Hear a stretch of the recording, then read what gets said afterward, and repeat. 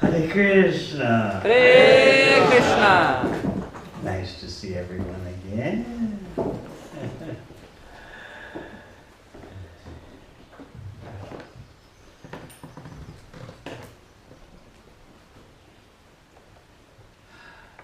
So I'm back in Wales again, the seat of dynamic activity.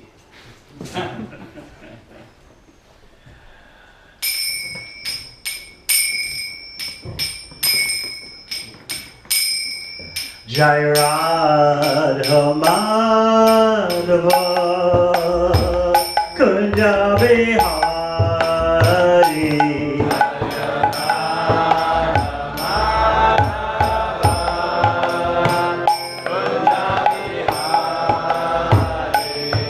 Jai Radha Madhava Kunja Bihari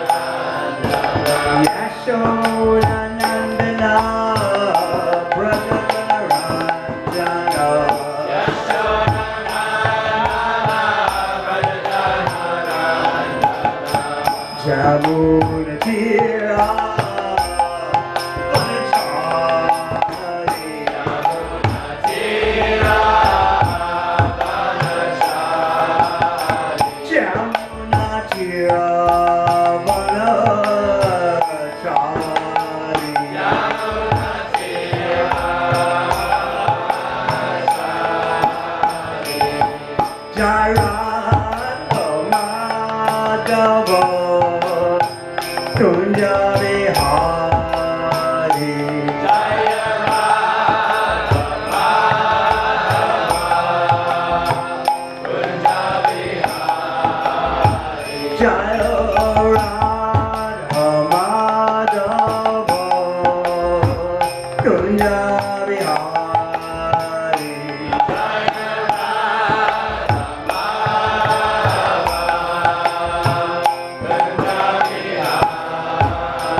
Jai Gopi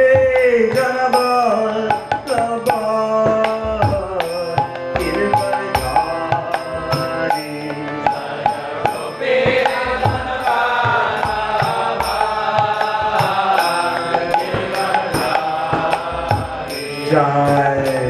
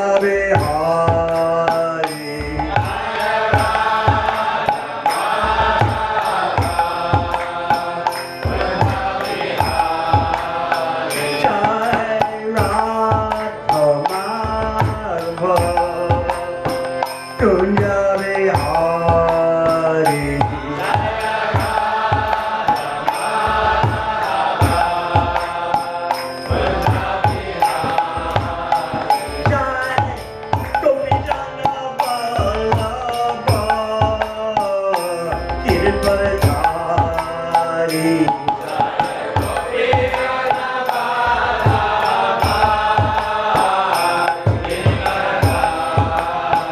Jai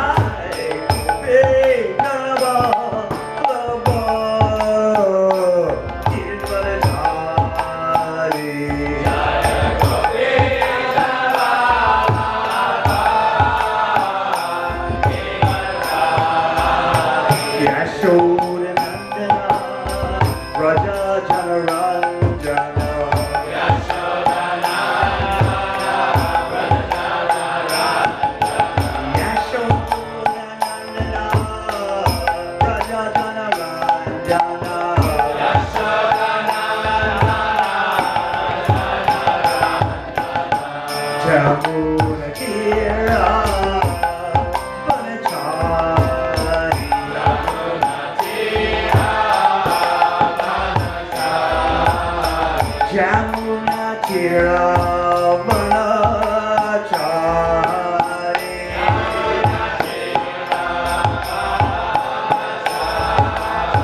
Jai Radha Madhava Kunja Vihari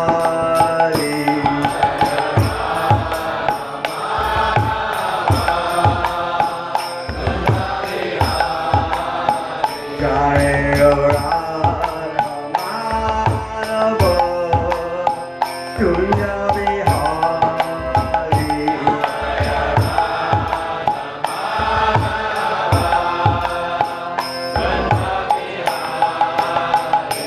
Hare Krishna, Hare Krishna, Krishna Krishna, Hare Hare,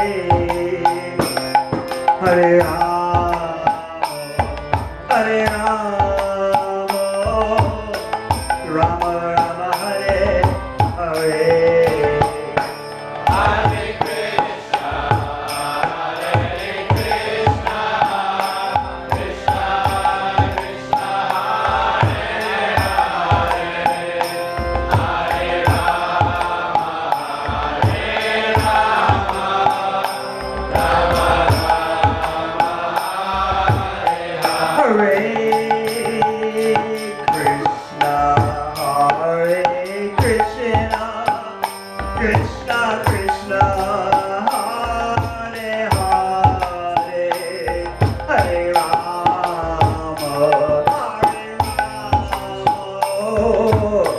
Rama Rama Hare Hare. Hare Krishna, Krishna Krishna, Hare Hare, Hare Rama, Rama Rama, Hare Krishna, Hare Krishna, Krishna Krishna, Hare Hare, Hare Rama, Hare Rama, Rama Rama, Hare Hare. Hare Krishna, Krishna Krishna, Hare Hare, Hare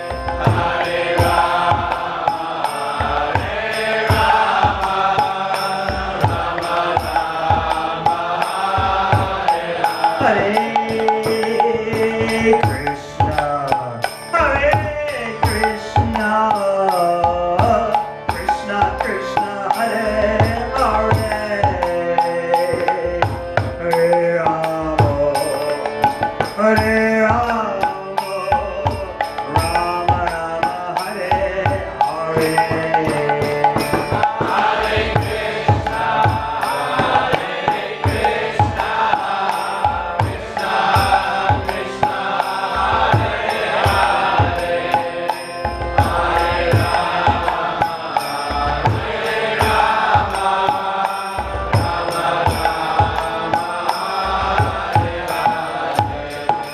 Hare Krishna, Hare Krishna, Krishna Krishna, Hare Hare, Hare Rama, Hare Rama, Rama Rama, Hare Hare.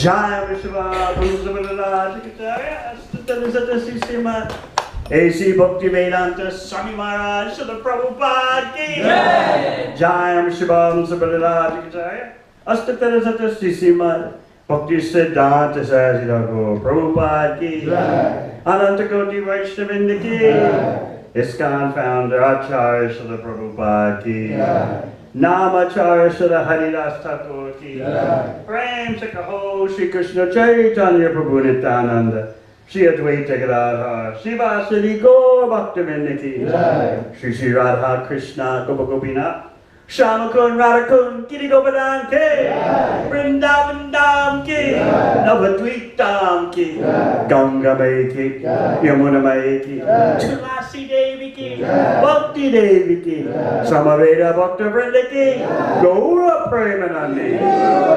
All glories to Samaveda. All glories to Samaveda. All glories to Samaveda. All glories to C.C. Guru Gauranga.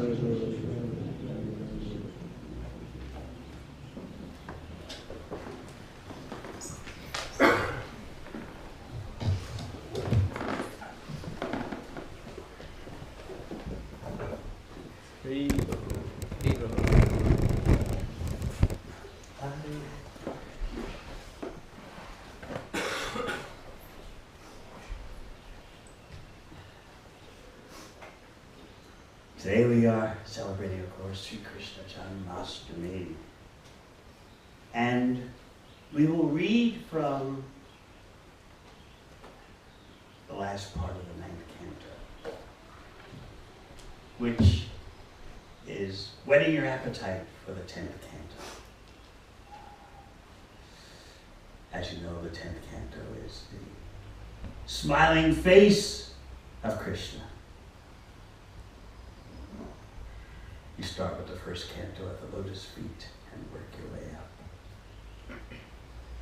So Devamrita Swami, in these last verses at the end of the 9th canto, is preparing you, introducing you for Krishna's appearance in the 10th canto.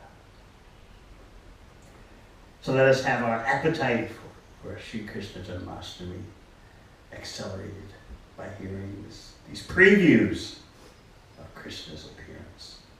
Why Krishna comes, how Krishna comes. Om Namo Bhagavate Vasudevaya. Om Namo Bhagavate Vasudevaya. Om Namo Bhagavate Vasudevaya. Om Namo Bhagavate Vasudevaya. Om Namo Bhagavate Vasudevaya. Om Namo Bhagavate Vasudevaya. Srimad Bhagavatam 9th Canto, Chapter 24. Krishna, the Supreme Personality of Godhead. Text 66. Jato gata pratrigrihad vrajam editarto. Jato gata pitrigrihad vrajame vitarto. Atva rupum sutta suttani krito rudhara. Atva ripum sutta suttani krito rudhara. Utpadyateshu purusha kratubi samije. Utpadyateshu purusha kratubi samije. Atmanam atmanigamam pratayan janeshu. Atmanam atmanigamam pratayan janeshu. Jato gata pritrigrihad vrajam editarto. Jato gata pitrigrihad vrajame titarto. Attarapun sutta suttani krito rudara. Atvaripun sutta suttani krito rudara. Utpadyateshu purusha kratubi samije. Utpadyateshu purusha kratubi samije. Atmanam atmanigamam pratayan janeshu. Atmanam atmanigamam pratayan janeshu. Jato gata pritigrihad vrajam editarto. Jato gata pritigrihad vrajam editarto. Atvaripun sutta sutani kritorudara. Atvaripun sutta sutani kritorudara. Utpadyateshu purusha kratubi samije. Utpadyateshu purusha kratubi samije. Atmanam atmanigamam pratayanjaneshu. Atmanam atmanigamam pratayanjaneshu. Jato gata pitrigrihad vrajameditharto. Jato gata pitrigrihad vrajameditharto. Atvaripun sutta satani kritorudhara. Atvaripun sutta satani kritorudara. Utpadyateshu purusha kratubhi samije. Utpadyateshu purusha kratubhi samije. Atmanam atmanigamam pratayanjaneshu. Atmanam atmanigamam pratayanjaneshu. Jato gata pritigrihad vrajam editarto. Jato gata pitrigrihad vrajameditharto. Atvaripun sutta satani kritorudara. Atvaripun sutta satani kritorudara. Utpadyateshu purusha kratubi samije. Utpadyateshu purusha kratubi samije. Atmanam atmanigamam pratayanjaneshu. Atmanam atmanigamam pratayanjaneshu. Jato gata pitrigrihad vrajameditharto. Jato gata pitrigrihad vrajameditharto. Atvaripun sutta satani kritorudara. Atvaripun sutta satani kritorudara. Utpadyateshu purusha kratubi samije. Utpadyateshu purusha kratubi samije. Atmanam atmanigamam pratayanjaneshu. Atmanam atmanigamam pratayanjaneshu. Vaishnavis.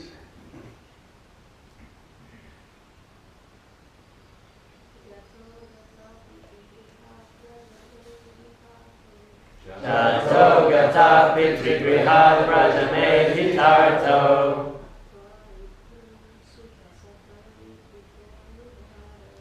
Atvaripun sutta satani kritorudara.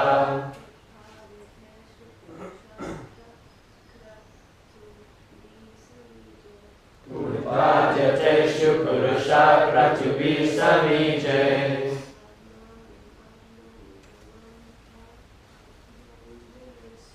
Atmanam atmanigamam pratayanjaneshu.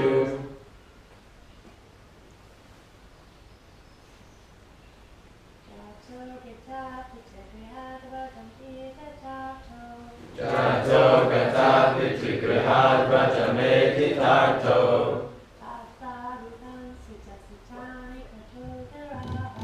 Atvaripun sutta satani kritorudara.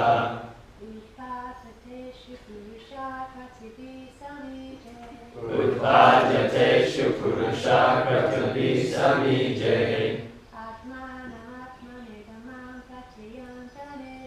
Atmanam atmanigamam pratayanjaneshu.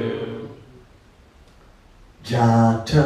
Jata. After taking birth as the son of Vasudeva. After taking birth as the son of Vasudeva. Gata Gata went away. went away.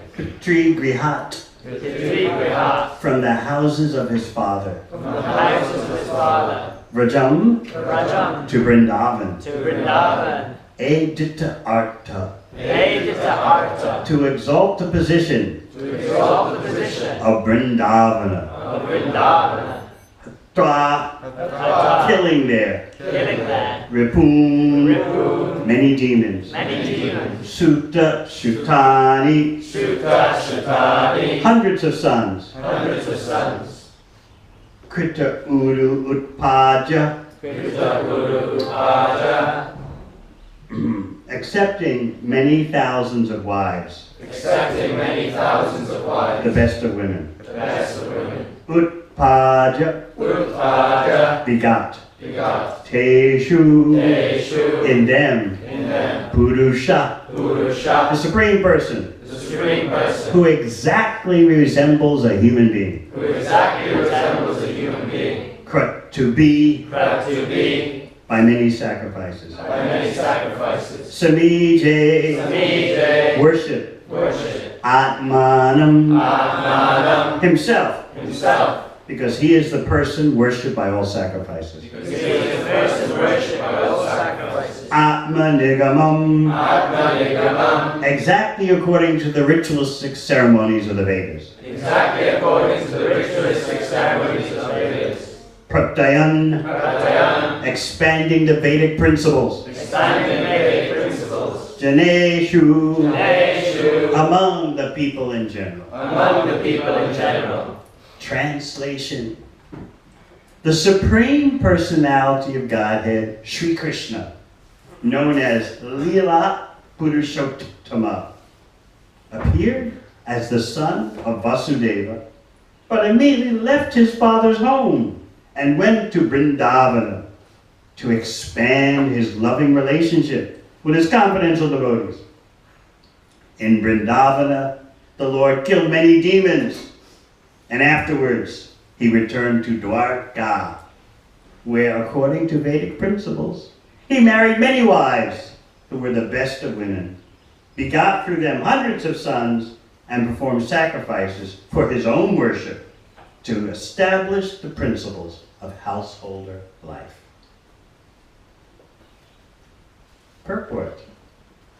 As stated in Bhagavad Gita, Vedaishta Sarvaya Ahameda Veja.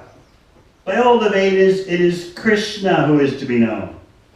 Lord Sri Krishna, setting an example by his own behavior, performed many ritualistic ceremonies described in the Vedas, and established the principles of grihastha life by marrying many wives and begetting many children, just to show people in general how to be happy by living according to Vedic principles. The center of Vedic sacrifice is Krishna, Vedaishta Sarvaya Ahameva Veja. To advance in human life, human society must follow the Vedic principles personally demonstrated by Lord Krishna in his householder life. The real purpose of Krishna's appearance, however, was to manifest how one can take part in loving affairs with the Supreme Personality of Godhead. Reciprocations of loving affairs in ecstasy are possible only in Vrindavana. Therefore, just after his appearance as the son of Vasudeva, the Lord immediately left for Vrindavana. In Vrindavana, the Lord not only took part in loving affairs with his father and mother, the gopis and the cowherd boys, but also gave liberation to many demons by killing them. As stated in Bhagavad Gita, Prattanaya sadhunam vinashaya chadushkritam, the Lord appears in order to protect the devotees and kill the demons. This was fully exhibited by his personal behavior. In Bhagavad Gita, the Lord is understood by Arjuna to be Purusham Shashpratam Divyam, the eternal, transcendental Supreme Person. Here also we find the words Utpajateshu Purusha.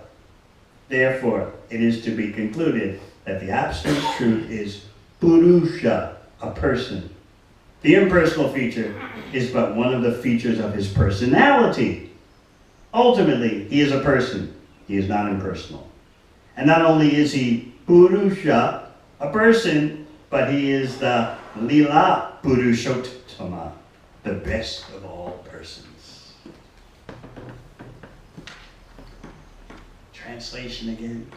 The Supreme Personality of Godhead, Sri Krishna, known as Lila Purushottama, appeared as the son of Vasudeva, but immediately left his father's home and went to Vrindavana to expand his loving relationship with his confidential devotees. In Vrindavana, the Lord killed many demons, and afterwards he returned to Dwarka, where according to Vedic principles, he married many wives who were the best of women, begot through them hundreds of sons, and performed sacrifices for his own worship to establish the principles of householder life. Om Gyananjana Shalakaya Chakshur Militam Yena Tasmai Shri Gurave Namah. Jai Shri Krishna Chaitanya Prabhu Nityananda Shri Advaita Gadadhara Shri Vasari Gaur Bhaktivinoda. Hare Krishna, Krishna Krishna, Hare Hare, Hare Rama, Rama Rama, Hare Hare.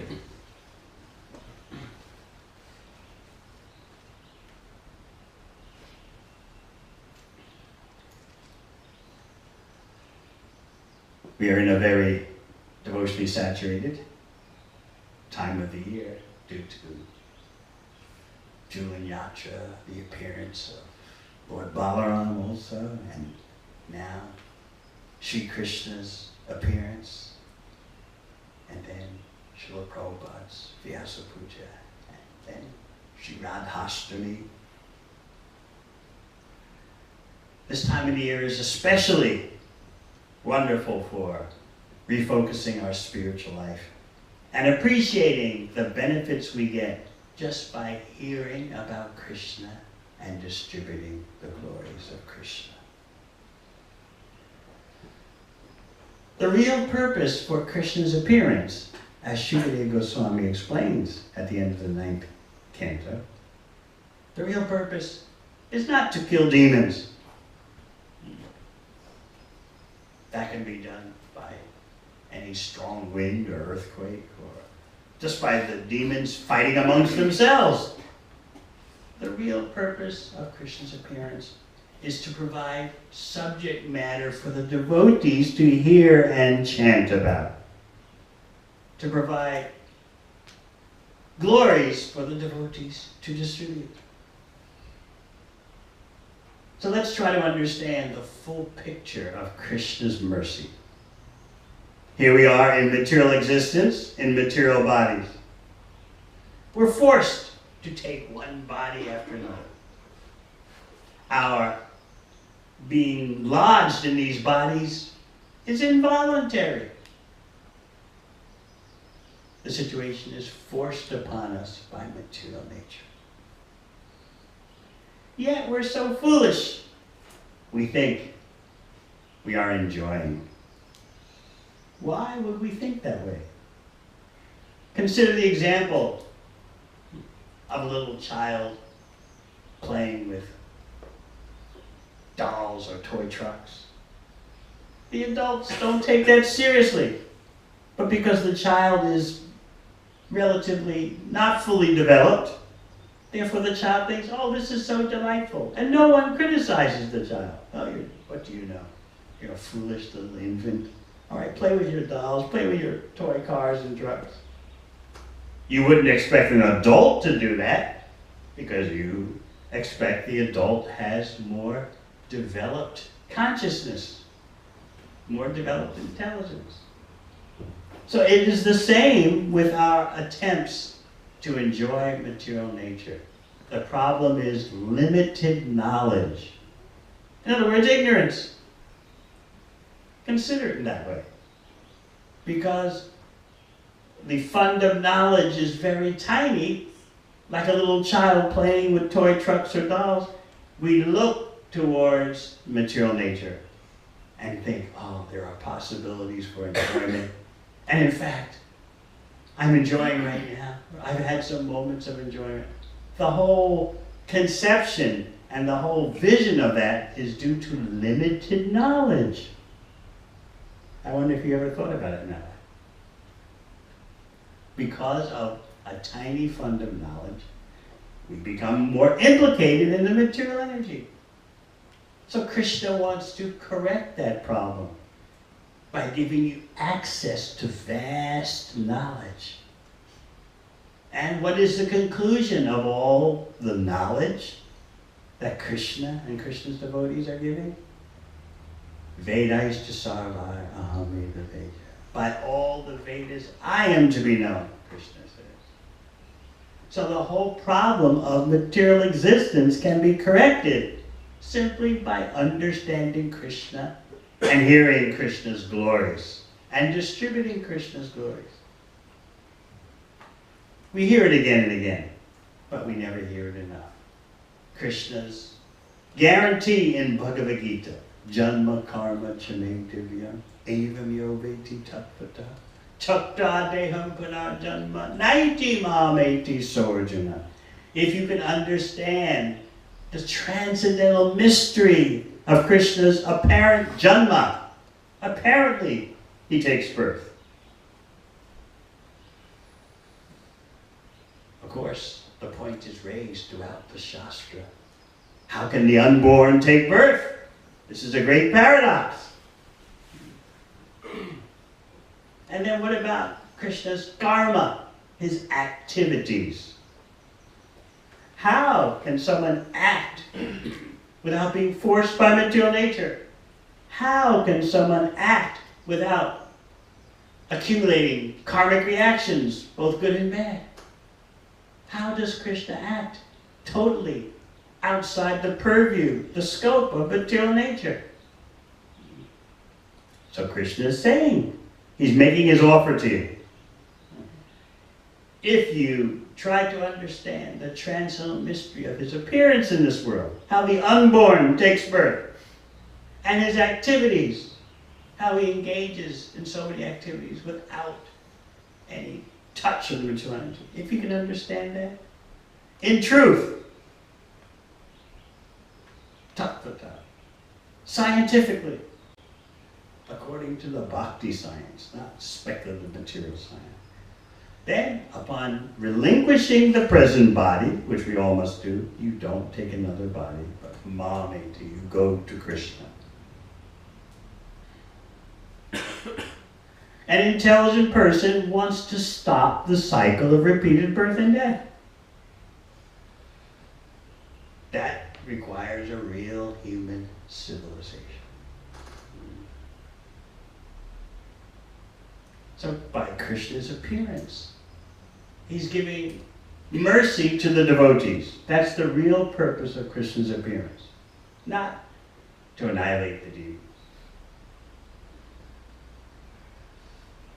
The whole cosmic manifestation is meant for two things. In case you're wondering, what is the purpose of all this existence? Some people say it's absurd. There's no purpose, no meaning, no ethics, no morality.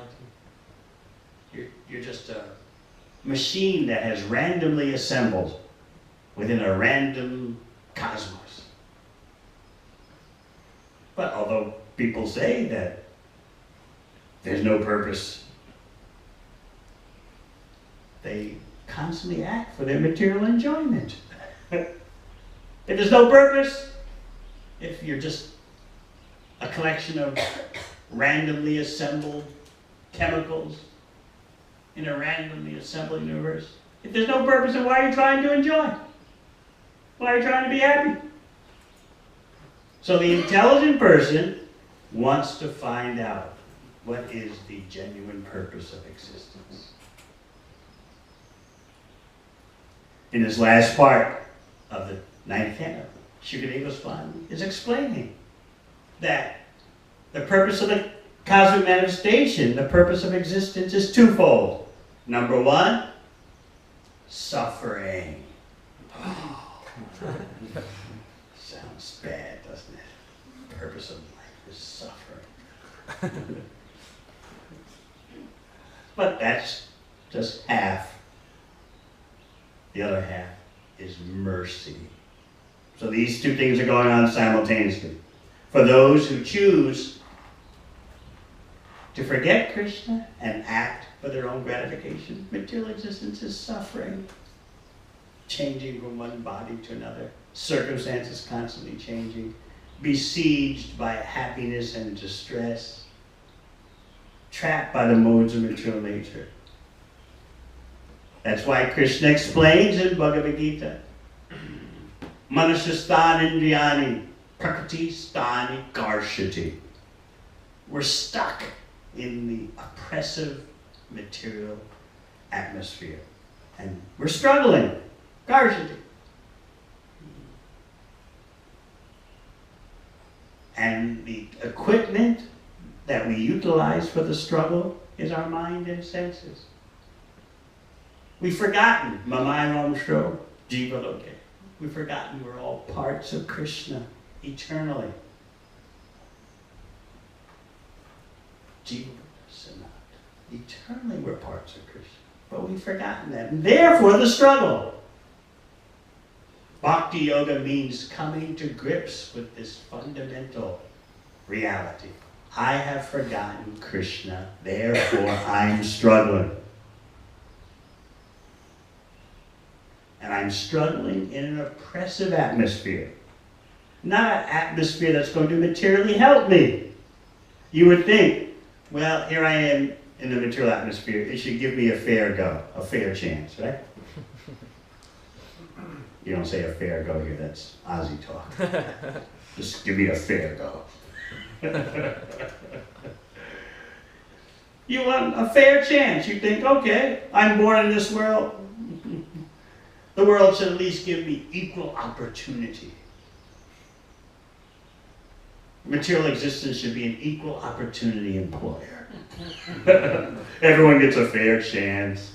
No, the deck of cards, so to speak, is totally stacked against you.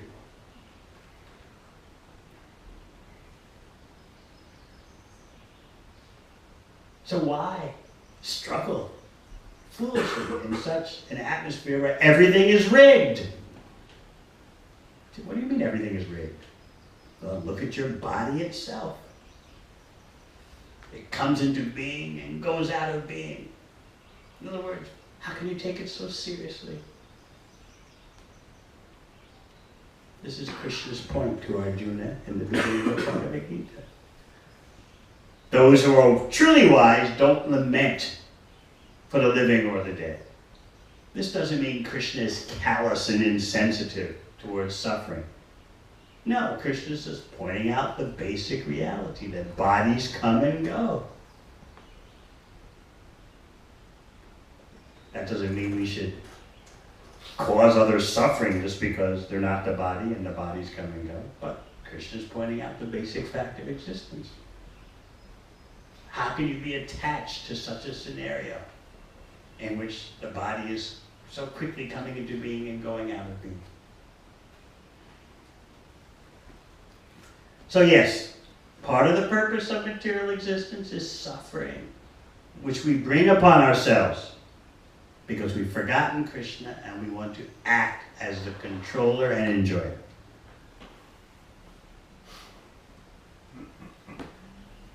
One principle that you should always remember is that there's nothing innocent about the attempt to enjoy the material world, to enjoy the material body and mind. There's nothing innocent about it. Because as soon as you try to materially enjoy, you must try to control. The two things go together. Control and enjoyment. Because the control is there because the circumstances always require some manipulation, some massaging, some counteraction, some adjustment. We call that management. I'm just managing my life, that's all. What's wrong with that? No, you are controlling. You're trying to shape the flow of events, influence other people. Whether in relationships, it's a constant tug of war. How can I influence you? How can you influence me? Whose influence is stronger at the moment? You're influencing too much. So it's like that. Of course, the workplace, schooling. It's all about controlling the situation. Even when you go on a holiday, you have to control, right? You have to arrange everything just right for your enjoyment. This is actually work, but we think it's pleasure. The effort to adjust, we think is innocent. It's just the way life is. But no, it's work. More particularly, it's a struggle. Just think when you want to enjoy how you have to arrange everything. How you have to tinker with the situation, either very grossly or subtly. There's always some adjustment you have to make. This is work. But we, with our limited knowledge, think it's pleasure. So again, we're back to the point of limited knowledge. Because we're acting independently of Krishna, we cut ourselves off from access to unlimited knowledge, even though we're Krishna's parts. Therefore, suffering comes about because of our limited knowledge, which is our own fault. Real life means access to unlimited knowledge. Yoga means connection to that ultimate unlimited knowledge. But because we've cut ourselves off, we're functioning on our own. Like a 3-year-old child that abandons his or her parents. Everyone knows, what can a 3-year-old child do? The knowledge is not enough in a 3-year-old child to cope with the world. So similarly, we're like that. We cut ourselves off from Krishna, and we're trying to control and enjoy. Therefore, the suffering. But suffering is not the whole point of existence. The other point is to receive Krishna's mercy, his personal mercy. Maya means illusion. Maya also means mercy. So Krishna arranges the material existence in such a way that you can have contact points with devotees, contact points with Krishna. And that way, you can become a success. And Sri Krishna Janmashtami means that Krishna is personally appearing as Swayam Bhagavan, the original personality of Godhead, to give the greatest mercy. Not simply to kill demons, but to give the greatest mercy. To whom? First of all, to his pure devotees present in the material world. They want to see Krishna's pastime. Secondly, to the sadhakas, those who are striving to become pure devotees. They need Krishna's pastimes to become purified so they can fix their mind on Krishna's name, form, qualities, and activities. And then mercy to the people in general, who can fulfill their quest for enlightenment by understanding Krishna.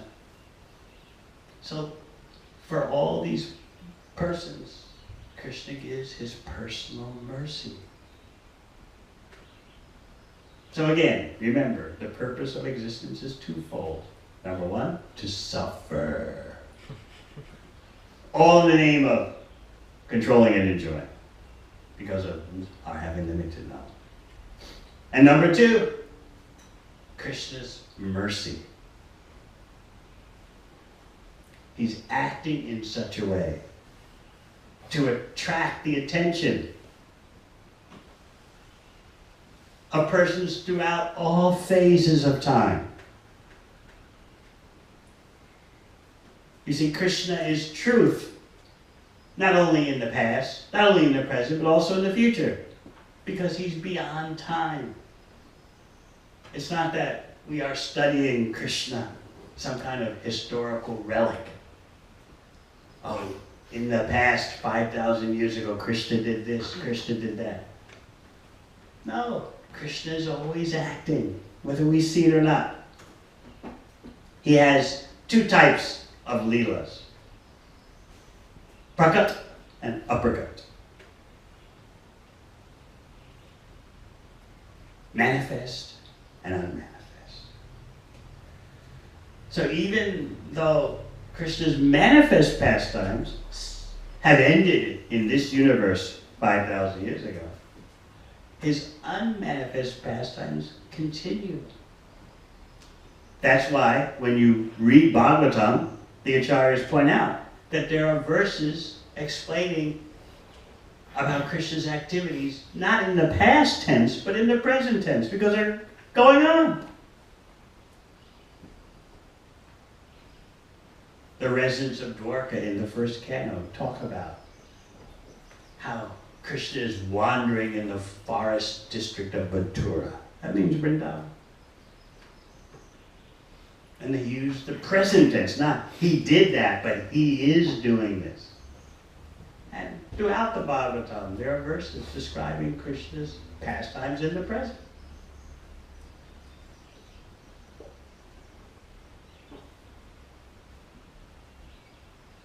This verse talks about Krishna immediately leaving his father's house in Mathura, leaving Vasudeva's house, and going to Vrindavan.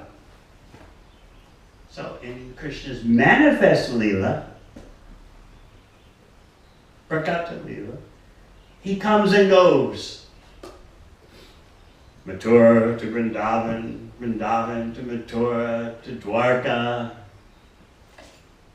But in his unmanifest pastimes, pastimes that cannot be seen to ordinary vision, he's always in Vrindavan. This is the mystery. More thoroughly explained by Rupa Goswami in Laghu Bhagavatamrita. The science or the handbook of the avatars. So to ordinary vision, Krishna is going here and there. To ordinary vision, he leaves Vrindavan. But to advanced pure vision, Krishna never leaves Vrindavan. Rupa Goswami explains that the Krishna who apparently leaves Vrindavan is Yadukumar Krishna. But the real truth is that Krishna never takes a step out of Vrindavan. He's always there. And even now, those with the required vision can see Krishna present in Vrindavan. So that is the proof that his Leela has no beginning or end. There may seem to be beginning and end according to your conditioned vision. Just like it seems when the sun sets, it's gone. To ordinary vision. A little child might think like that. Oh, the sun has set, that's the end of the sun, it's over. But an older child understands it's the one sun that has become no longer visible to our eyes, but it still exists, visible to others, and it'll come back in the morning. The one sun does that. A foolish little child thinks every sunrise is a new sun. Similarly, Rupa Goswami explains about Krishna's pastimes. They seem to have a beginning and end, but actually they're eternal. They're always going on in some universe or another.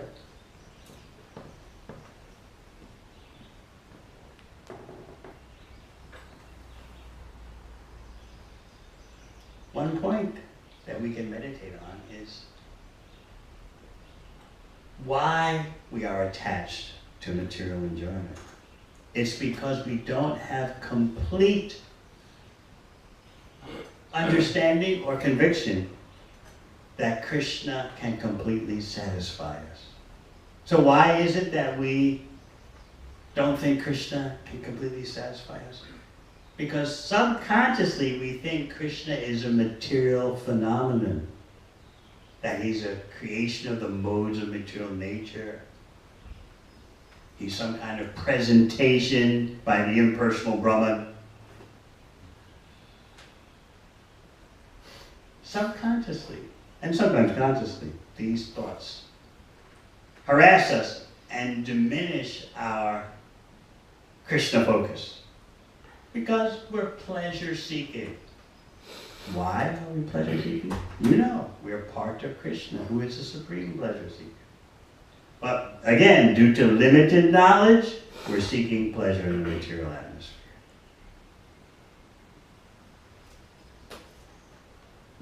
If you can understand Krishna in truth, that means you understand he can completely satisfy me. So this is part of our quest in chanting Hare Krishna. We want to beg the holy name for, number one, the ability to chant the holy name.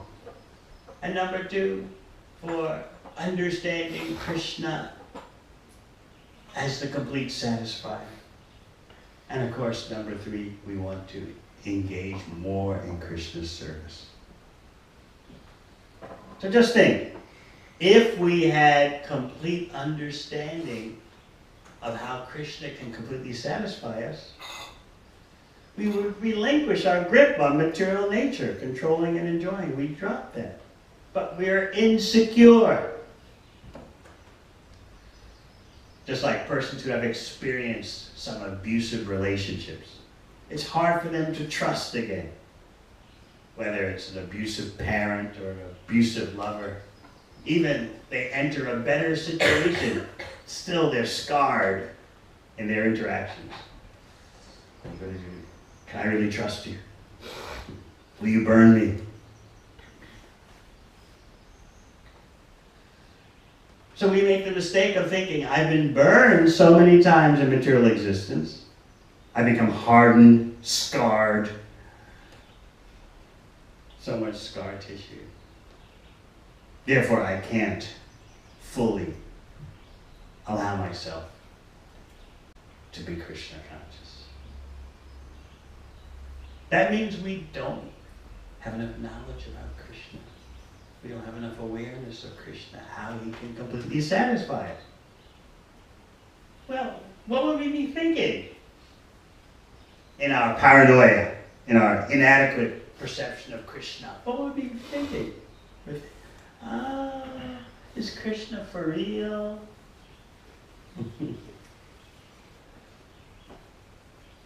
Persons may tease you. Persons who think they know a little bit about Krishna. They may taunt you. Are you still into the blue boy, huh?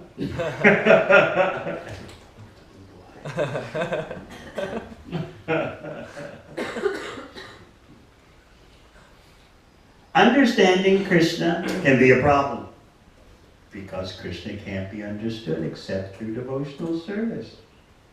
In other words, Krishna provides you with access to understand him completely, but you have to take it from him. You have to take that access. He can't be understood by metaphysical speculation. He can't be understood by good karma, charitable deeds, philanthropy. That doesn't help you understand Krishna. Krishna can only be understood his way. Bhaktyamam abhijanati. Bhagavad Gita says only through devotional service. And according to the quality of that service, the purity of that service, Krishna reciprocates with you.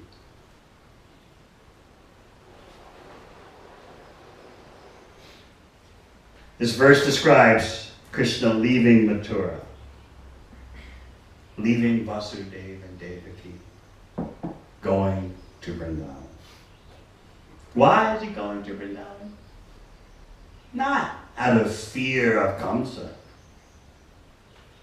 but he's going there to expand the loving affairs. And the most intimate, personally intense loving affairs are only in Vrindavan. Therefore, Krishna wants to go there. Of course, in his unmanifest presence, he never is gone from Vrindavan. That's the mystery of Krishna Lila.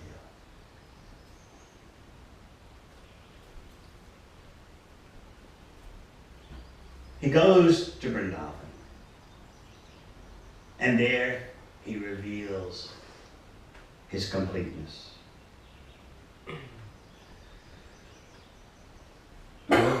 Lila Purushottam, the best of the persons who has pastimes, Lila. Other forms of Godhead, although they're complete, they do not reveal their completeness. Ramadi Murtishu Kalandiya Menatishtam. There are other forms of the Supreme Personality Godhead. Lord Ramachandra, Nrsimha, Vamana, but they don't reveal all that Krishna reveals. And when Krishna, as Swayam Bhagavan, the original personality Godhead, appears in his manifest Leela, all the incarnations and avatars join with him, because Krishna is perfect and complete.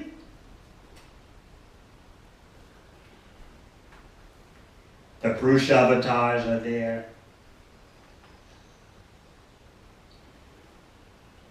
The Chakravyuha are there.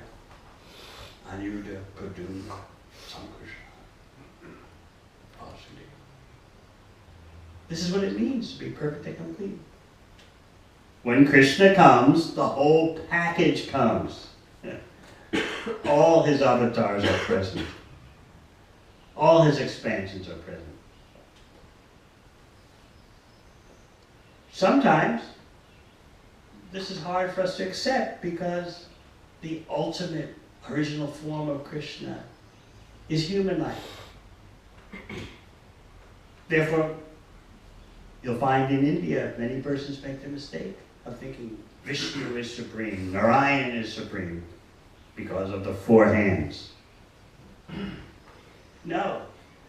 Bhagavatam is telling you, especially as we near the 10th canto now, the ultimate form of Krishna is not determined by the number of hands, and that the more hands, the more complete Krishna is. No. The ultimate form is determined by sweetness, intimacy. This is hard for people to grasp because they're so impersonal. Maybe when you first read Bhagavad Gita, you were fascinated by the universal form. And then when you found out about four-handed Vishnu, Narayan, oh, such opulence. But the sweetness of Swayam Bhagavan, Krishna, especially in his Vrindavan pastimes, is difficult because the grandeur seems to be less. Krishna is there as Naravapu, human-like form. Naralila, human-like pastimes. Gopavesh, the dress of a cowherd boy.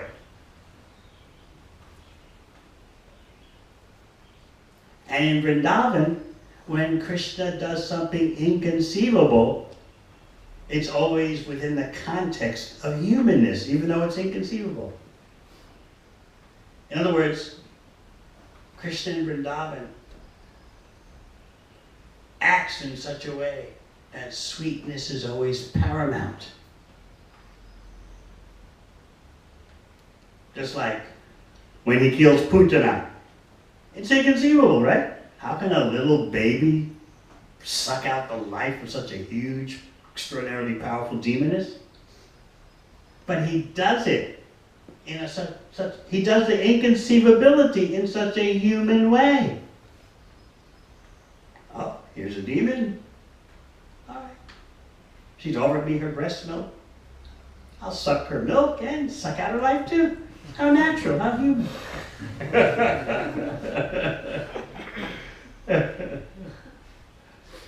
Trinavarta is carrying Krishna away into the air. Krishna just becomes heavier than the heaviest, forcing the demon to crash on the ground. So he does all these inconceivable things in a way that is so humanly sweet, even though what he does is inconceivable. Whereas Krishna outside Vrindavan doesn't concern himself so much with maintaining the sweetness as the number one reality. Those of you who have studied Nectar of Devotion know that Krishna has 4 qualities that he doesn't share with other forms of Godhead. That he doesn't share these qualities means the other forms of Godhead don't manifest these qualities.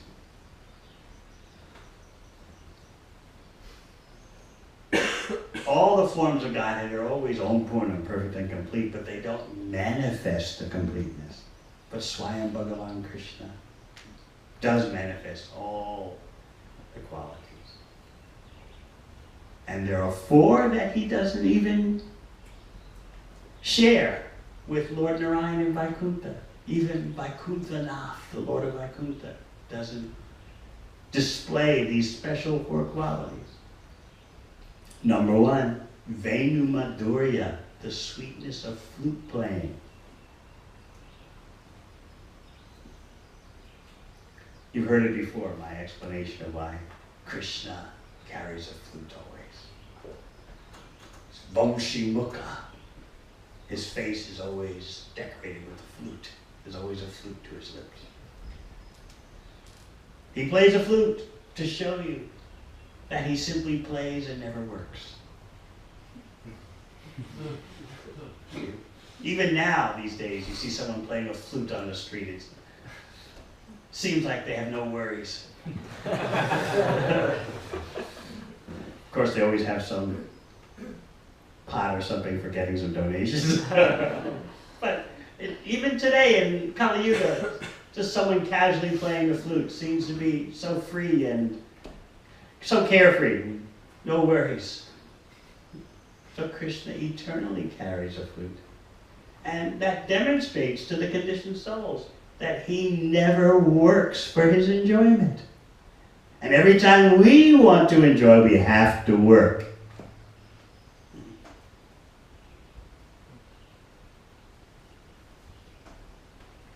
So Venu Madhurya, the sweetness of his flute playing, that's only seen in Swayam Bhagavan Krishna, the original personality of God. And then the Leela Madhurya, the sweetness of intimate pastimes, in which someone can love Krishna as his mother, as his lover, as his intimate friend. This is only seen with Krishna. And then Prema Madhurya.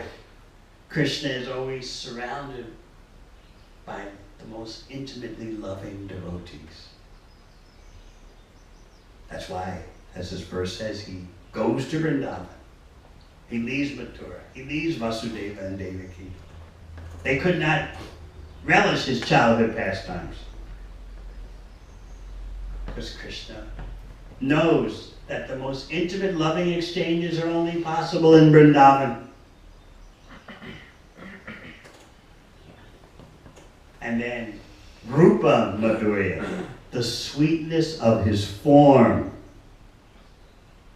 How much do we accept the form of the Supreme Personality of Godhead? Are we tinged unconsciously by impersonalism? The Mayavadis, the impersonalist concoctors, say that Krishna's form is the highest presentation of the mode of goodness. They think they're giving a compliment. You want to know the technical details. They say Krishna's form is a product of Vishuddha Sattva, pure material goodness. They twist everything around and botch everything up. Vishuddha Sattva means no Trigunamayi, no modes of material nature. There's actually no such thing as pure material goodness. Even Sattva Guna is always having some trace of passion and ignorance. So the Mayavadis say, oh, there is such a thing as pure material goodness, and that's where Krishna's form comes from. They think they're doing Krishna a favor by saying that. He's the highest emblem, the highest representation of material goodness.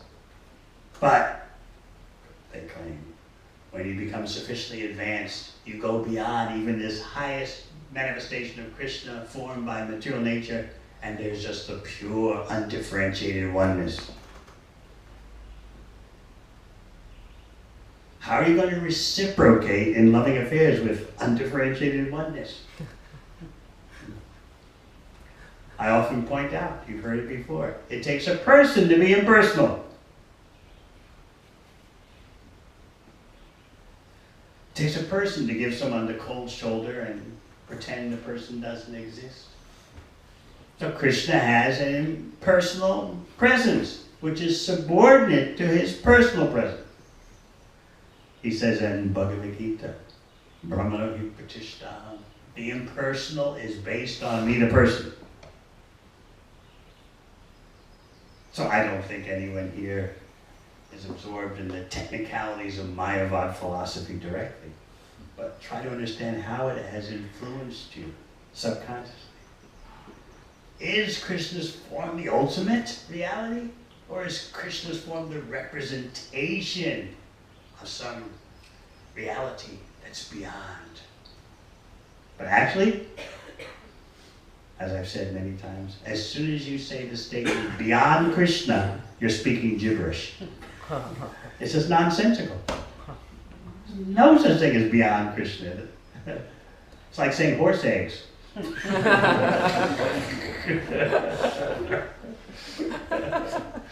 It just makes no sense at all. But due to our conditioned mentality, we think, oh yes, beyond Krishna. I've heard persons say, yeah, you know, Krishna's cool, you know, but, you know, beyond Krishna.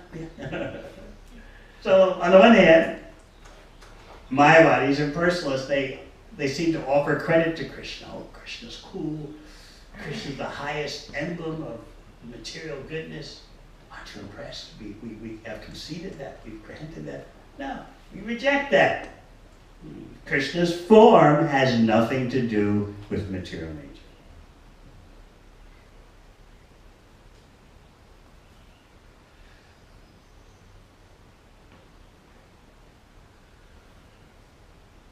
So please remember these four special qualities of Krishna,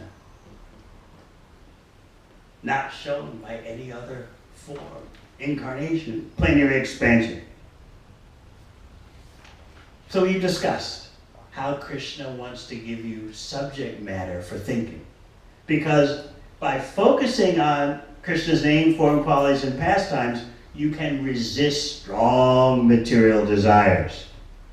This point is made earlier in this chapter. Yasmin satkarna piyushe yashastirtha vare sakrit shrutranjalir upasprishya dunute karma vasana.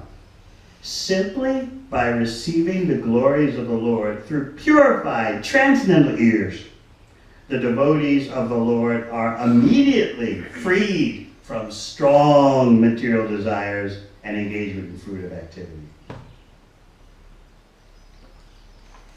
So this is how to lose interest in material activities. This is how to deal with strong material desires.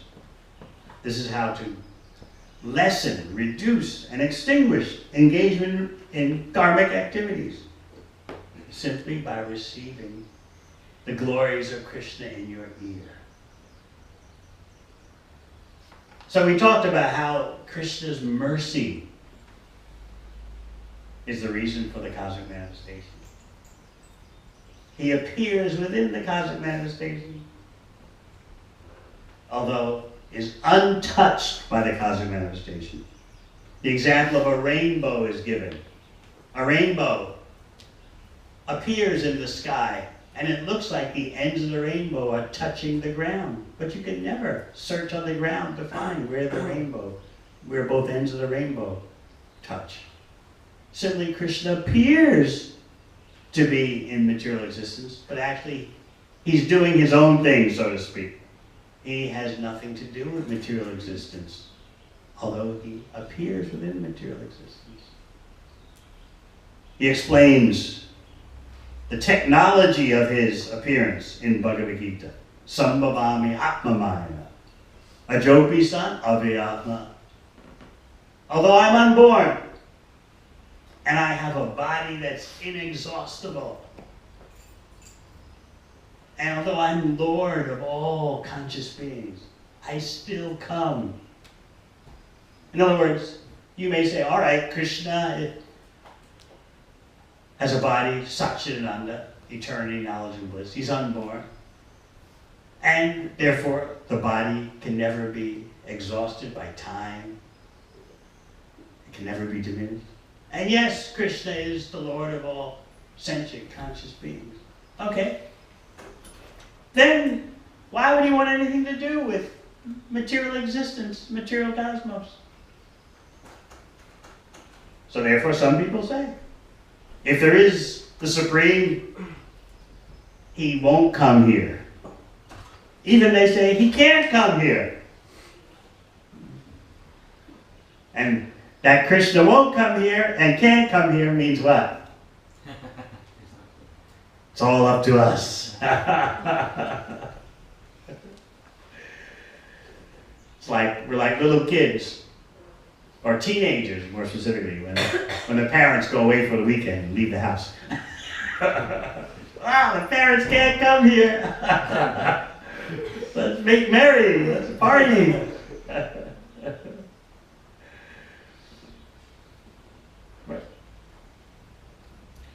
Krishna comes, but he comes his own way. Sambhavami Atmamaya. He's got his own technology, his own conduit, by which he appears in the material world without being contaminated by the material world.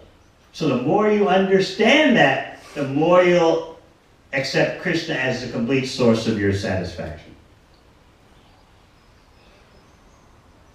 Otherwise, you could be bewildered by the little blue boy. He's kind of cool, but yeah, I don't know. Maybe there's something else. Maybe there's something higher. I don't know. Maybe it's possible to be spiritual without Krishna. Yeah. I mean, Krishna's cool, don't get me wrong. It's very interesting, but what about spirituality?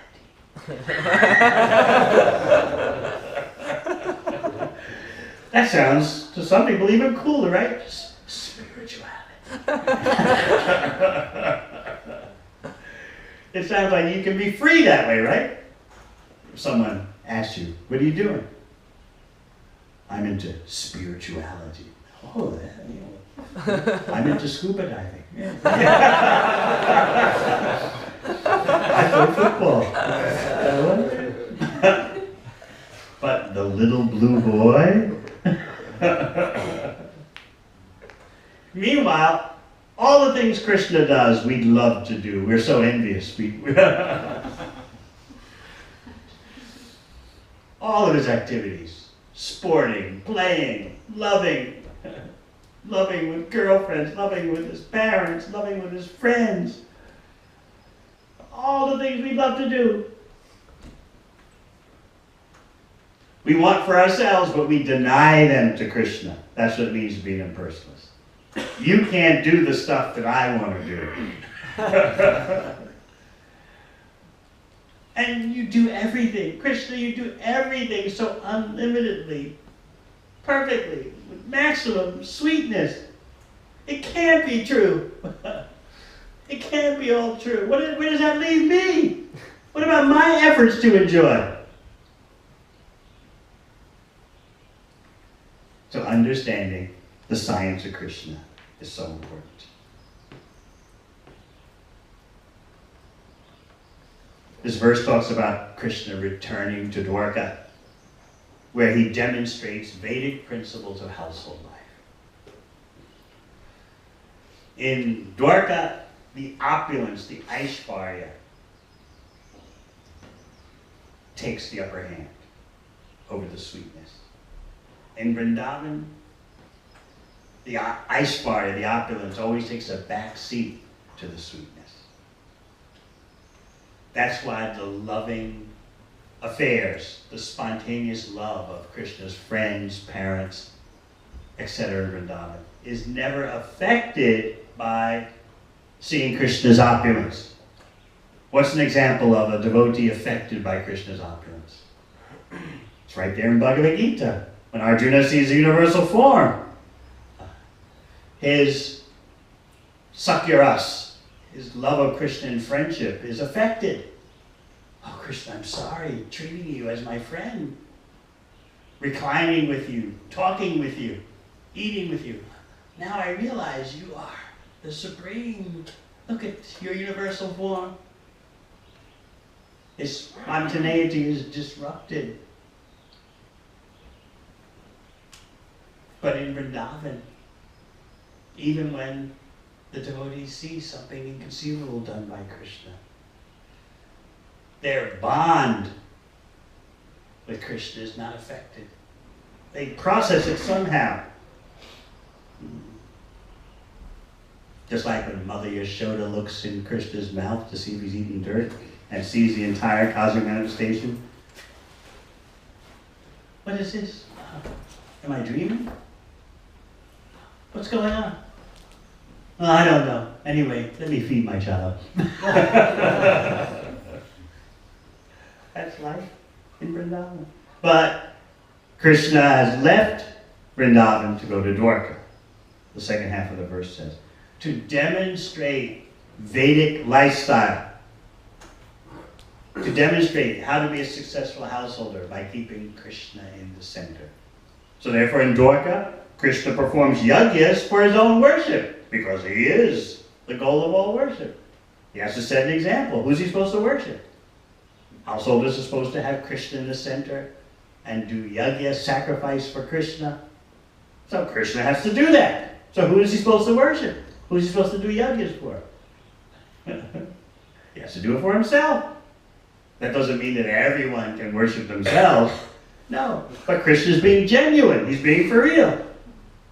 I gotta worship the Supreme Absolute Truth in my home. That means me. But you can't say that.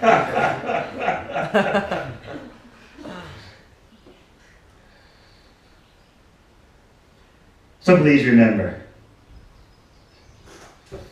simply by understanding Krishna and truth, you can achieve perfection of life. Take shelter of Krishna's glories, and you can defeat the strong waves of material desires. You can become purified from engaging in karmic activities. And remember that we suffer from not complete understanding that Krishna can satisfy us completely. Somehow or other we have some disconnect about Krishna in terms of our understanding. We're tinged by impersonalism. We think Krishna is mythology.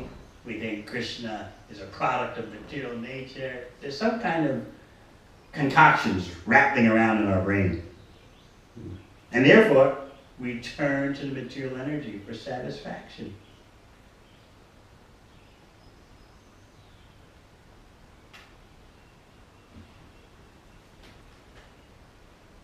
So today, Sri Krishna Janmashtami is a wonderful day for redoubling our dedication to Krishna's glories. How Krishna's glories can satisfy us completely. That's worthy of our lifetime. It's worthy of our pursuing this goal the whole life. There may be ups and downs in our spiritual life. But if you cling to the determination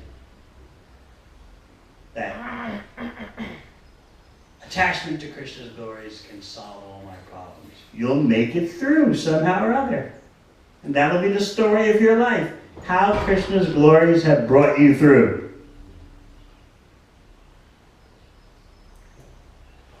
There'll be times when you feel, I'm a bit dry, I'm just not getting the taste. And there'll be times when you feel totally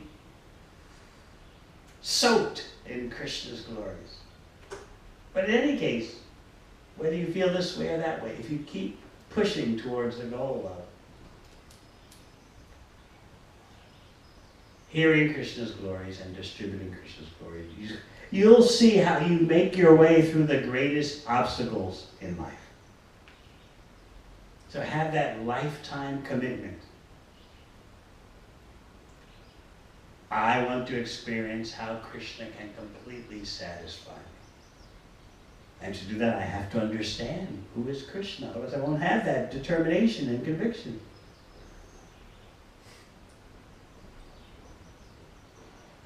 So the whole Bhagavatam is there for you to become expert in the science of Krishna. So, finally, please remember that Krishna's appearance benefited the persons who were present at the time and also benefit us who were not there at the time. Krishna is acting in such a way that he's benefiting in the present and in the future. He knows Kali Yuga is coming. How to act in such a way that those unfortunate persons that we are in Kali Yuga can achieve the highest destination. So Shukadeva Goswami explains. Kalo janishyamananam dukkha shoka tamonudam anugrahaya bhaktanam sapunyam yatanod yasha.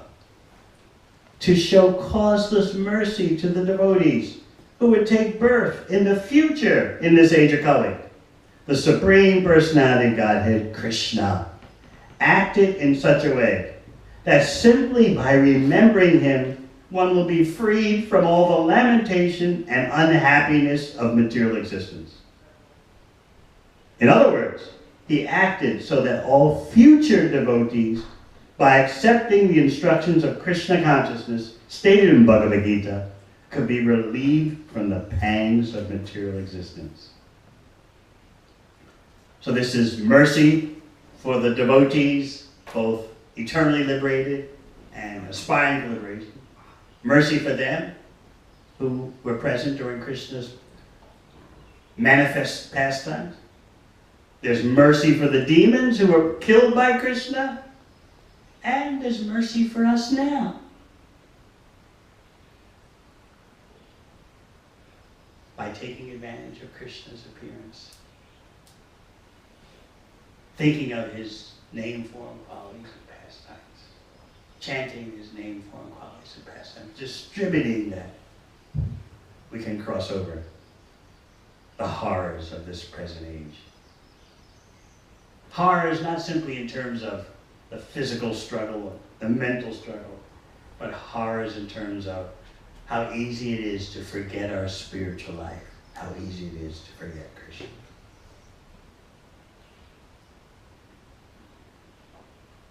So Shukadeva Goswami is establishing the ultimate beauty of Krishna as the final solution.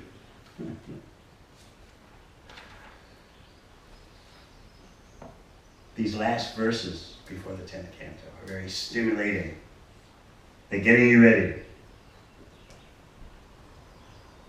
He writes, Krishna's face is decorated with ornaments, such as earrings resembling sharks. His ears are beautiful, his cheeks brilliant, and his smiling attractive to everyone.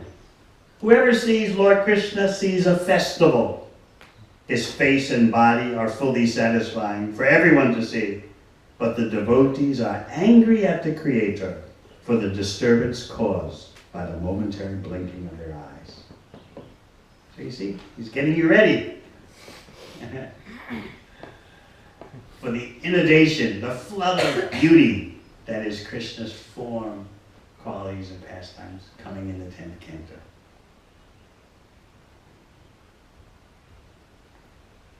All right, any questions?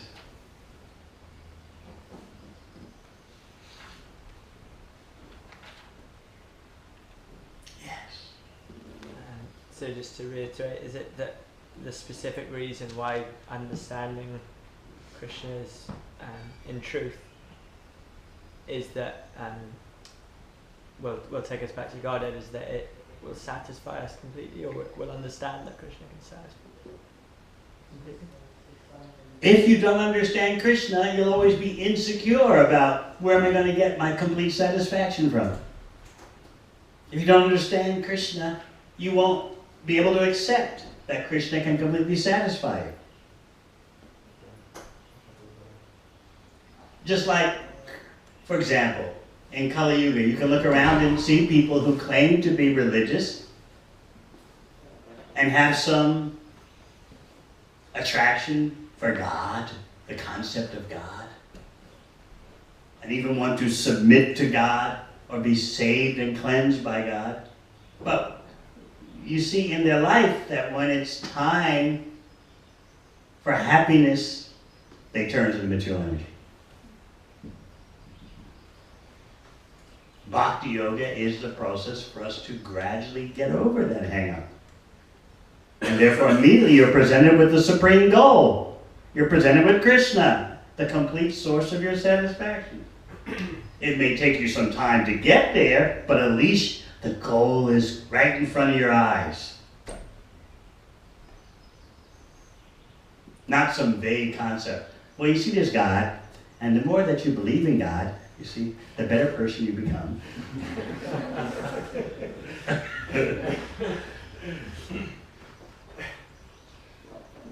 Which is something, but it's not enough to keep you out of the troubles of Kali Yuga. You need specific information about Krishna's characteristics. And then you'll have the confidence Krishna can completely satisfy you.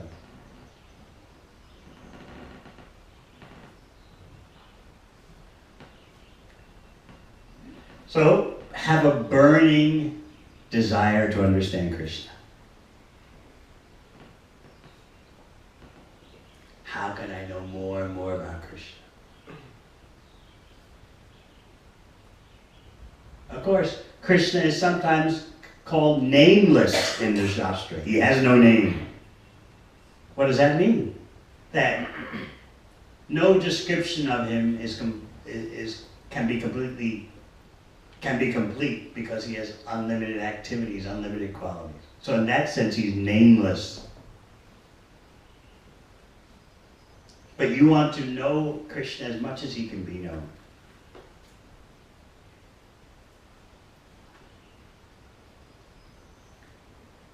The more that you serve Krishna, and part of serving Krishna is to understand him, the more you'll have that confidence that Krishna can completely satisfy you.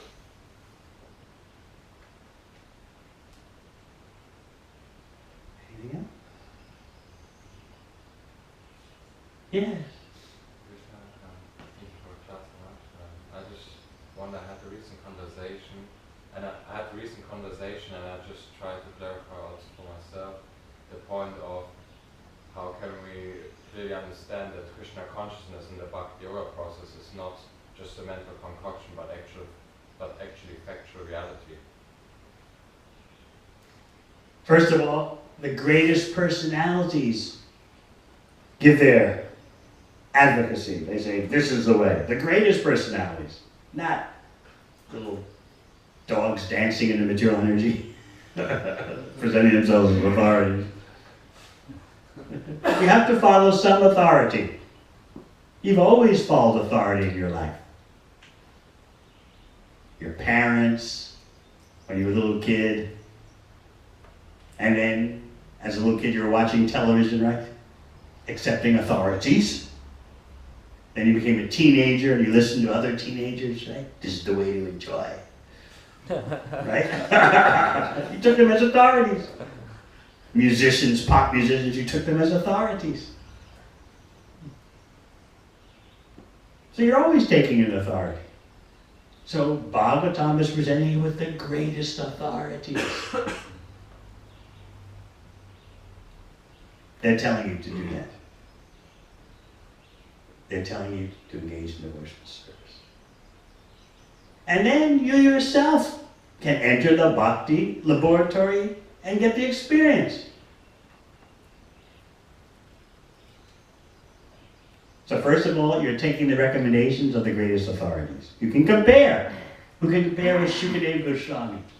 Who can compare with Pritchard Maharaj? Who can compare with Arjuna? And then you take their instructions and apply them. If you're interested. Not everyone's interested. Unfortunately, most persons would rather be destroyed by a so-called civilization that makes you work so hard and never have the headspace to consider what is the ultimate goal of life. And that's called developed societies, developed nations. Be economically developed. Work so hard that you have no time for understanding the Supreme Master.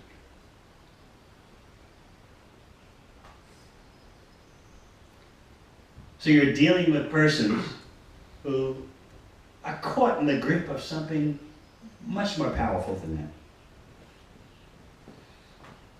But even more powerful than the illusory energy is the power of Krishna Katha, talks about Krishna. So it's a battle between, you could say, the forces of darkness and the forces of light.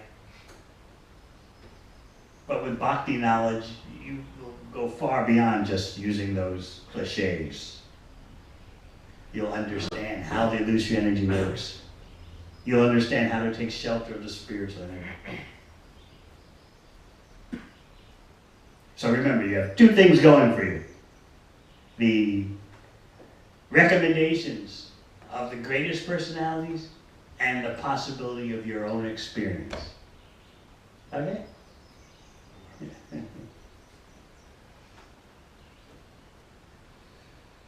Everyone knows Mike's story. He came to New Zealand as a traveler, a tourist. What happened? How did it go? Well, basically after 2 weeks, Huh? after 2 weeks I met the devotees actually. He was there just after 2 weeks. His trip to New Zealand from Germany, experienced the world. And after just 2 weeks, his whole life became reprogrammed. So where were you? You were on the street? Basically I was in a Dunkin' Donuts. You were in a Dunkin' Donuts, and what happened? Harinam Ruchi just passed by. Uh-huh. Basically, I just... A Harinam party passed by. And I was quite attracted to kind of the sound and the mood of the people, and someone was kind of just bumping in, gave me a flyer, and the guy behind the reception, he's like, "Don't worry, they're harmless." Reception at Dunkin' Donuts? Yeah, the guy was selling the donuts. Yeah, he said, "Don't worry about them." Yeah. They won't capture you, don't worry. Just part of the scenery here. One of our tourist attractions in Auckland. So then what? Basically, after a short period of time, I didn't been to the loft, which is the local center there. Straight away, I basically met another devotee very recently. Then on the street, got the Bhagavad Gita on the street. So even though you had the flyer, you didn't go right away? No, because I was like, I lived in a hostel still, and I talked people enthusiastic about it, and they were putting me things in the ear of like, just watch out, be careful, this and that. And Careful of what? I don't know, you were saying about sectarian, like just be careful, like sects and stuff, and I was kind of like, I was just looking for meditation. But they're part of a big sect. The sect of Maya, the sect of illusion. You have to be part of one group or another. So you can't avoid that. You have to find the best group. So anyway, why did they tell you that? They saw that you had this flyer, or you? I'm not sure. I was kind of like a French street musician, so again, maybe he had some experience himself, or because it's nowadays like a big topic. A French street musician decided to give you knowledge. See, you're dependent on authority. watch out for sex. I know, I'm a French street musician. You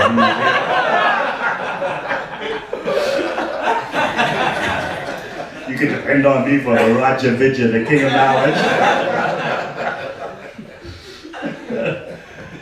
So anyway, after that, after the French street musician warned you, you ran into another devotee and got a Bhagavad Gita. Yeah, exactly. Then what? I'm not sure, it's like, I think 2 or 3 days afterwards, after having a little midlife crisis in New Zealand and a travel experience. Life crisis. Yeah, it's kind of like, you think everything will be amazing, but you still get your ups and downs, and I wanted to go to the park to meditate and be by myself, and I basically heard again a Harinam, they knew there was a Harinam, and got closer and closer. I wanted to find out what's going on, and then the 2 ladies who were, 2 devotees who were involved, they kind of just jumped out of it and said, "Hey Mike, how's it going?" How did they know you? Yeah. How did they know you? Basically the first Suhaila, she met me in the Dunkin' Donuts. And Munjaranya, the other devotee. And they remembered your name. Yeah. Oh, these are powerful Sankirtan. You were shocked they remembered your name, huh? So You were shocked that they remembered your name? I was surprised that I was kind of suddenly just like bumping out of this, because it was Harinam Ruchi and a lot of people enthusiastically dancing. Yeah. This kind And they remembered your name. yeah, it's very nice. 2 nice ladies remembered your name. 2 Vaikuntha angels. So then you finally came to the loft. Yeah, they encouraged me to go, to take part in the Harinam instead of going by myself, and I found it amazing. And then I thought, like, I have to go to the loft. It's just an amazing experience. And after I've been to the loft, I was like, yeah, this is far on. So what was your experience when you first walked into the loft? Were you nervous? No, I was kind of excited because I was looking for a place where I can find something spiritual and meditation, some like-minded people after like the hospital experience, which wasn't very pleasurable. So there you've heard his story. The birth of his spiritual life. So now you need knowledge of Krishna and a chance to apply that knowledge, and you'll get the experience. Immediately you are presented with what is the ultimate goal. You may not be there at that ultimate goal, but you see it clearly, and you gradually make progress toward that goal. So you have the luxury of being presented with Krishna in truth. And then you can see how to shape your whole life to attain that goal.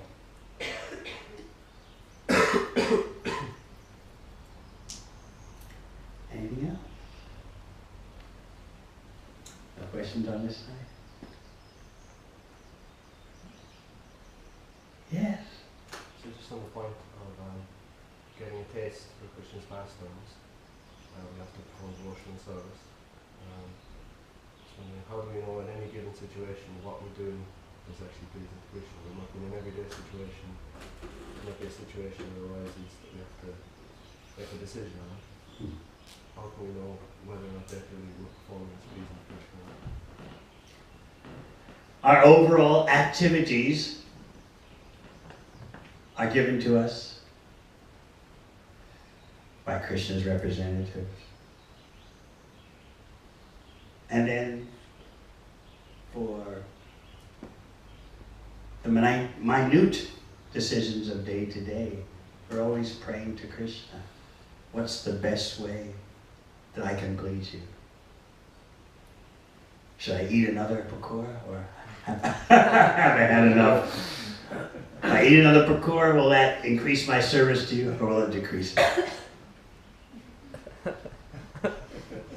Practical example. Or should I say, if I eat another 10 pakoras, how will that affect my service? Of course, if we have any new devotees, new practitioners here? Yeah? Any new? You can eat all you want.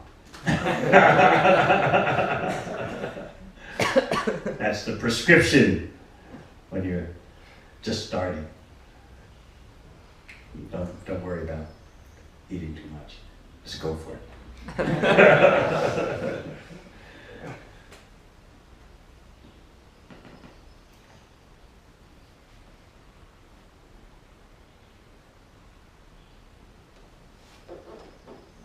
Esther, you have no questions? It's on you.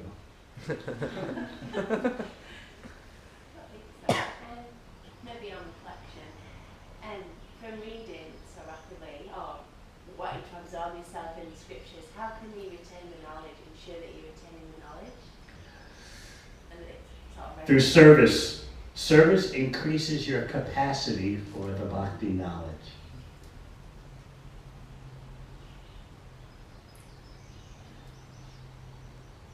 By serving Krishna, you get the deepened capacity for understanding Krishna. Understanding is only possible through service. Krishna explains that in Bhagavad Gita, Bhakti Mama Vijanati. Only by service can I be understood. So the bhakti lifestyle is full of all different types of service. And the service is prescribed. So therefore,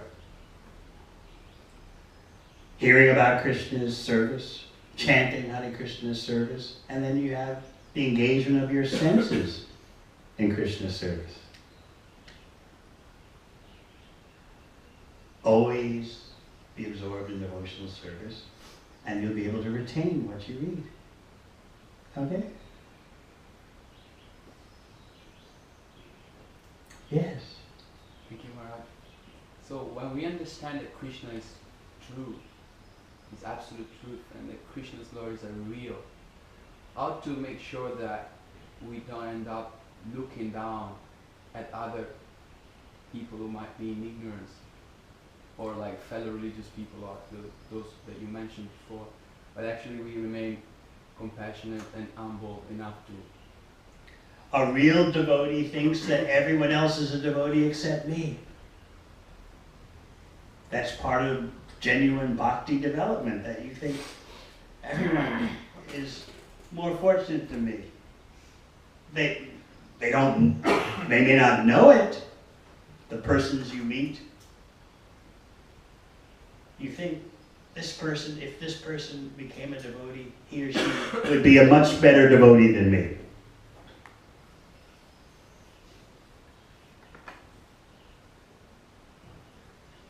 So a real devotee never thinks, I'm better than everyone else. He simply sees that it's a question of time separating people from their engagement in devotional service. And when they take up devotional service, they'll be much better. A real devotee thinks, I'm not taking advantage of Krishna's name and service enough. That's my problem.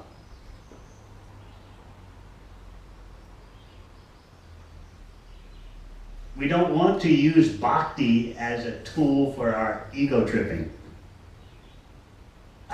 Just see, we're so much better than everyone. What do they know?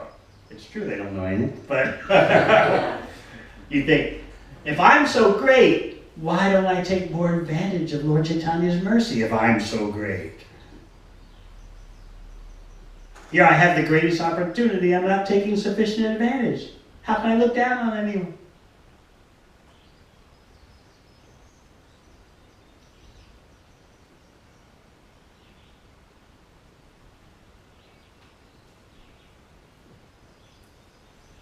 So we don't ever think that we are great. We think that we undeservedly have received the greatest opportunity. The opportunity is great, but we are not great. Okay?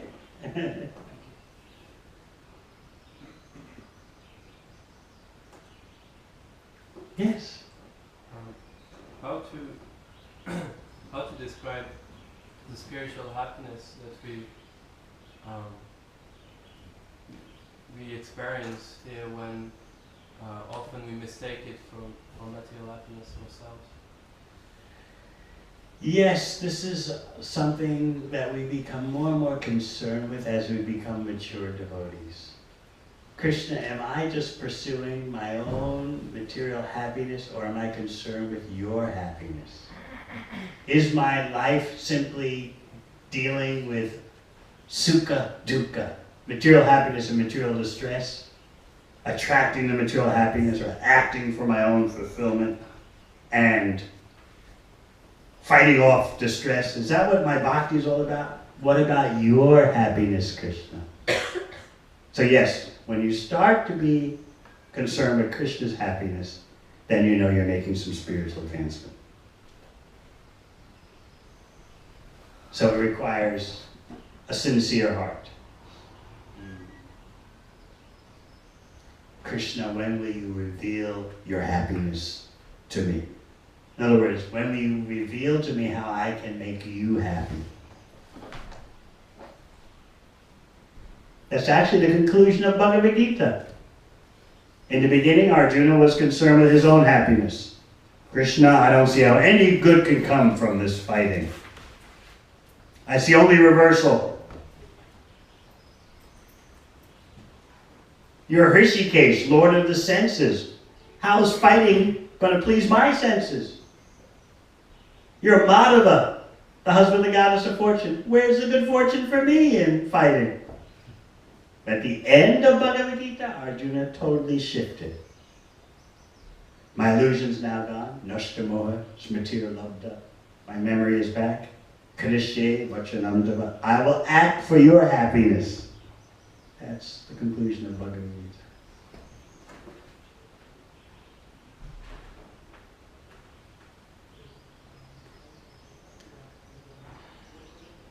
So yes, a real devotee acts for Krishna's happiness.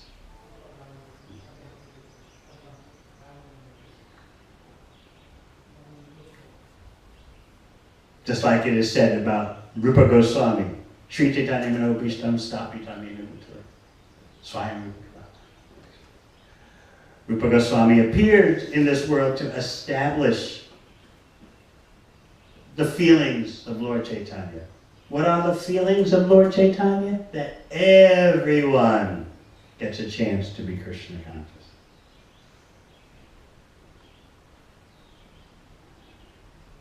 So that is our mission. And in the course of executing that mission, we start to understand more and more about Krishna, Sri Chaitanya Mahaprabhu. I like how Srila Bhakti Siddhanta Saraswati Thakur explains that Krishna appears as Sri Chaitanya Mahaprabhu, and Sri Chaitanya Mahaprabhu appears as Krishna. The dual reality.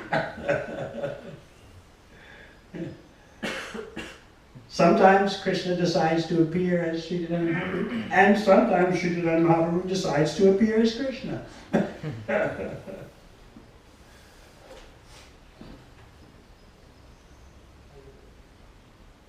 All right. We will continue throughout the day.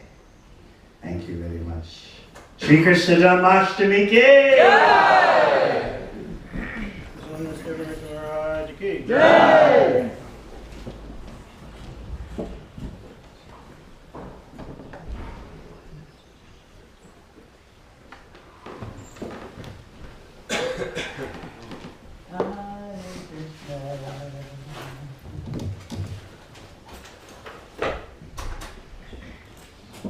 So nice to see everyone again. Refreshing after a long plane trip from Houston, Texas. I had to fly into Manchester because I couldn't get a flight. But now I'm being rejuvenated. Hare Krishna.